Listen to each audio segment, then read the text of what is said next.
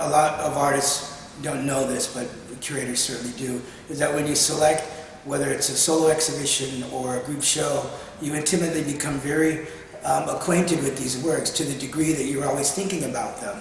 And I think that a curator who is certainly very authentic and sincere happens to live with these artworks day in and day out until ultimately they are actualized in an exhibition. And it's really just something short of ecstasy to actually see this. But on the other hand, it's also very fruitful and very gratifying to be able to contextualize artworks in ways that artists could never imagine. My name is Raul Zamudio, and I'm based here in New York, and I'm an independent curator and writer. I've organized more than 100 exhibitions throughout the world.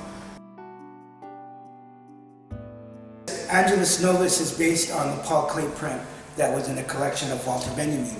Benjamin, of course, the renowned literary cultural critic and writer, used the Paul Klee print as a metaphor of which he described the angel of history. That is to say that us as individuals are key players in the construction of history, while at the same time history is shaping us as well. So the exhibition begins, ideally, was with a series of self-portraits on my right, in which you see seven self-portraits, three on each side flank a self-portrait that is depicted upside down. They capture a particular moment in the artist's life through a whole trajectory of emotions, of life experiences, of loves lost, of children leaving the family. So it's a very rich corpus that focuses on the artist's life, but yet at the same time, because of their ability to transcend much more than that, they speak to the broader human condition. And as I began to research more into her work, there were aspects of her history that seemed to speak to me more in terms of both that past, but also seeing her history as a reflection of a broader milieu. One of the works in the exhibition is titled The Execution.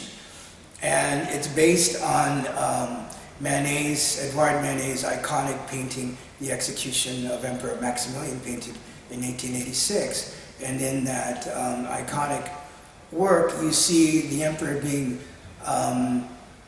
executed by fusillade with two other Mexicans. And one of them, Miguel Miramon, happens to be the great-great-grandfather of Lucero Gonzales, Jameson.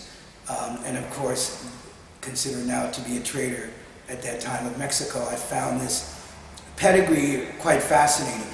And so those two works, in one sense, are kind of bookends to the exhibition.